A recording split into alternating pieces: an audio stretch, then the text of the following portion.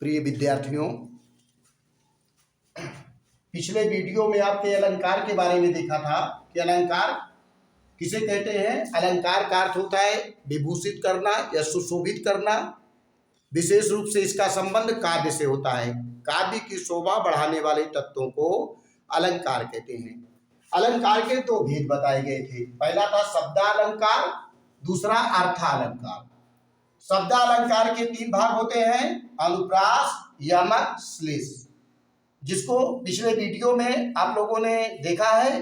यदि नहीं देखा है तो हमारे चैनल में उसको देख सकते हैं। अब आइए हम लोग देखते हैं अर्थालंकार। जैसे शब्दालंकार में होता है कि शब्दों में चमत्कार होता है, शब्दों में चमत्कार होता है। यदि जिन शब्दों में चमत्कार हो रहा है उनमें से यदि किसी शब्द को हटाकर उसके स्थान पर उसका कोई पर्यायवाची शब्द लिख देते हैं तो वह चमत्कार समाप्त हो जाता है, क्योंकि वह चमत्कार शब्द में हो रहा है, जिसका आप पिछले वीडियो में देख चुके हैं। जो अर्थालंकार होता है इसमें अर्थ में चमत्कार होता है। यदि हम जिस अर्थ में चमत्कार हो रहा है उस अर्थ को उस शब्द को हटाकर उसकी जगह पर उसका कोई दूसरा पर्यायवाची भी रख देते हैं, फिर भी वह चमत्कार समाप्त नहीं होता है। अब ये अर्थालंकार के मुख्य रूप से इतने भेद होते हैं। ये अतिशयोक्ति जो है ये मुख्य भाग में नहीं आता है। तो पहला होता है उपमा, दूसरा रूपक, तीसरा उत्प्रेक्षा, चौथा संदेह, पांचवा भ्रांतिमान। अब आइए देखते हैं जो उपमा अलंकार होता है उसमें हमको चार बातों का ज्ञान होना जरूरी होता है। पहला होता है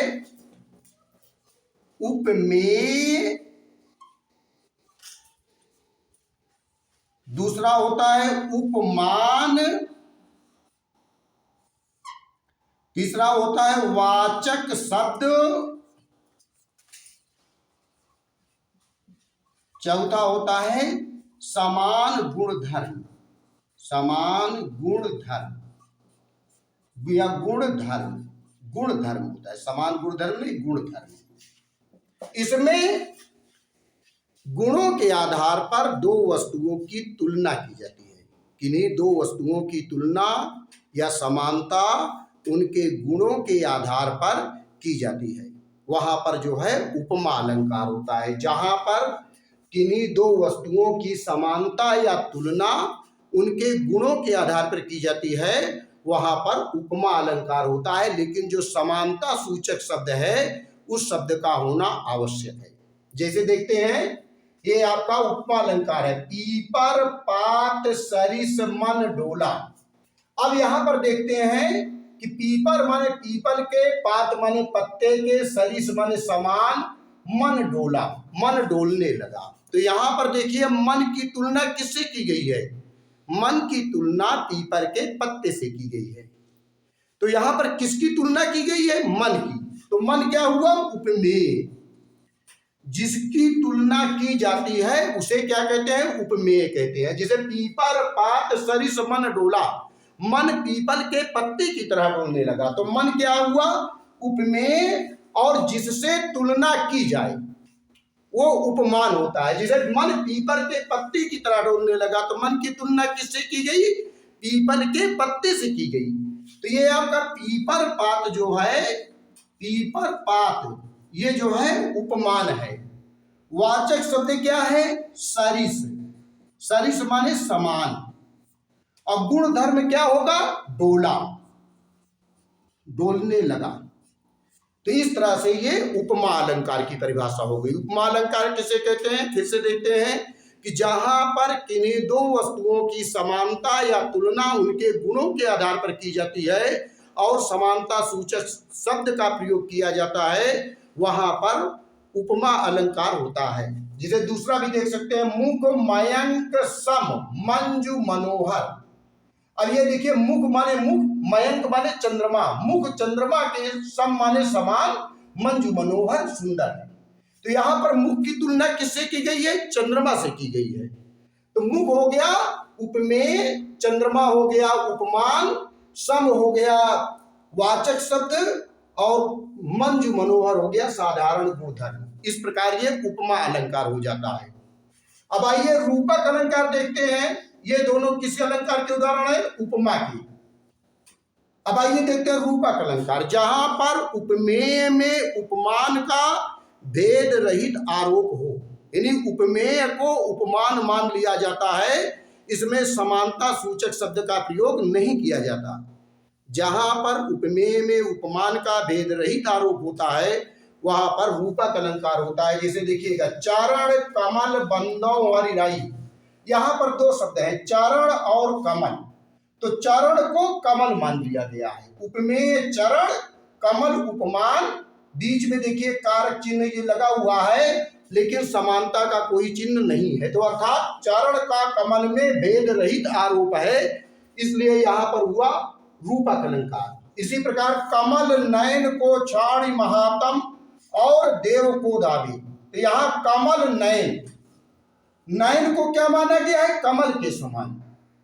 तो यहां पर क्या हुआ? उपमेय का उपमान में भेद रहित आरोप है, इसलिए हुआ रूपक अलंकार।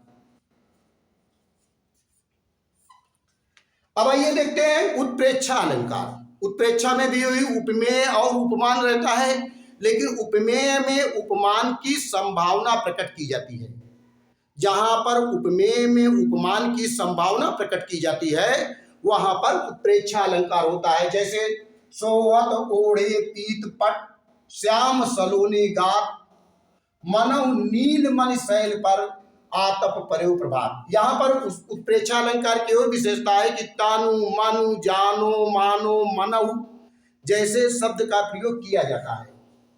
ये उत्प्रेक्षा अलंकार है। सोहत ओढ़े पीत पट श्याम सलोनी गात मनव नील मन शैल पर आतप पर्यो प्रभात। तो यह संभावना प्रकट की गई, इसलिए यहाँ पर उत्प्रेक्षा अलंकार होता है। अब आइए देखते हैं संदेह अलंकार किसे कहते हैं। संदेह अलंकार जहां पर एक वस्तु का दूसरी वस्तु होने का संदेह हो, जहां पर एक वस्तु का दूसरी वस्तु के होने में संदेह हो कि यह वस्तु है कि यह वस्तु है, वहां पर जो है संदेह अलंकार होता है। जिसे देखिए लिखा हुआ है, सारी बीच नारी है कि नारी बीच सारी है। यहां पर ये जो आपका द्रौपदी का चीरहरण का प्रसंग है। जब दुशासन द्रौपदी का चीरहरण कर रहा था उस समय श्री कृष्ण की कृपा से साड़ियों का ढेर लगता चला जा रहा था। जितना दुशासन चीर खींचता था, साड़ियों को खींचता था, उतना ढेर लगता जाता था। तो उसको देख करके ये संदेह हो रहा है कि साड़ी के बीच में स्त्री है कि स्त्री के बीच में साड़ी है, कि जो स्त्री बनी है साड़ी की बनी है, कि जो साड़ी है ये इसी स्त्री की है। अर्थात संदेह हो रहा है, संदेह अलंकार। अब उसके बाद आते हैं लास्ट में भ्रांतिमान अलंकार, जहां पर कोई वस्तु वास्तव में होती है लेकिन उसको भ्रमवश दूसरी वस्तु समझ लिया जाता है। वास्तविकता दूसरी होती है, कोई वस्तु होती है लेकिन भ्रम के कारण उसको दूसरी वस्तु समझ लिया जाता है, वहां पर भ्रांतिमान अलंकार होता है। जिसे देखिए लिखा हुआ है, बिल विचारी प्रविशन लगो नाग शून्य में बयान ताहू कारी ईक भ्रम लियो उठाए उत्ताल। इसका मतलब हुआ कि एक सांप लेटा हुआ था चुपचाप बाहर खुली हवा में। अचानक एक हाथी उधर से आता है और वो देखता है कि सांप को बिल्कुल काला रंग का लेटा हुआ देखता है, तो और सांप भी हाथी को देखता है। तो सांप हाथी के सूंड को जब देखता है और सूंड में जो बिल दिखाई देता है, छेद दिखाई देता है, उसको यह समझ लेता है भ्रमवश कि यह कोई बिल है और उसी बिल में वह प्रवेश करना चाहता है। तो बिल विचार प्रविशन लगे हो नाग शून्य में ब्याल, जो सांप है हाथी के सूंड में जो छेद होता है उसको कोई बिल समझकर उसमें प्रवेश करना चाहता है। और उधर हाथी जो है जो सांप को लंबा लेटा देखती है तो वो सोचती है यह कोई काले रंग का ईख है। हाथी सोचता है यह काले रंग का ईख है और काले रंग के ईख के भ्रम में उसको उठा लेता है। तो यहाँ पर दोनों लोगों को भ्रम हुआ। सांप को यह भ्रम हुआ कि हाथी का सूंड नहीं बल्कि ये बिल है, जबकि वास्तव में वह हाथी का सूंड था। और हाथी को भी यह भ्रम हुआ कि यह काले रंग की ईख है, जबकि वास्तव में वह सांप था। अर्थात दोनों को भ्रम हुआ, इसलिए यहाँ पर भ्रांतिमान अलंकार होता है। जैसे एक और देखते हैं, संदेह और भ्रांतिमान में अंतर। संदेह में तो एक वस्तु का दूसरी वस्तु होने में संदेह होता है कि ये वस्तु है या ये वस्तु है, लेकिन भ्रांतिमान में भ्रम हो जाता है। जैसे उदाहरण के रूप में अगर कहते हैं कोई रस्सी पड़ी हुई है, कोई बाहरी आदमी देखता है तो उसके समझ में नहीं आता है, वो कहता है रसरी है या सांप, कि रस्सी है कि सांप है। तो ये क्या हुआ, संदेह हुआ। पड़ी हुई है रस्सी, लेकिन वो उसके समझ में नहीं आ रहा है क्योंकि अंधेरा है उस समय, तो उसके समझ में नहीं आ रहा है कि रसरी है या सांप, लेकिन ये संदेह हुआ। लेकिन अगर वह कहता है कि रसरी नहीं सांप है, तो इसका मतलब वास्तव में रस्सी है, लेकिन वह उसे सांप समझ बैठा है। इसलिए यहाँ पर क्या हुआ, भ्रांतिमान अलंकार। इस प्रकार से आपके मुख्य अलंकार जो है वो पूरे हो जाते हैं। यदि ये पाठ अच्छी तरह से अलंकार वाला समझ में आया हो, कृपया हमारे चैनल को सब्सक्राइब करें, वीडियो को लाइक करें। धन्यवाद।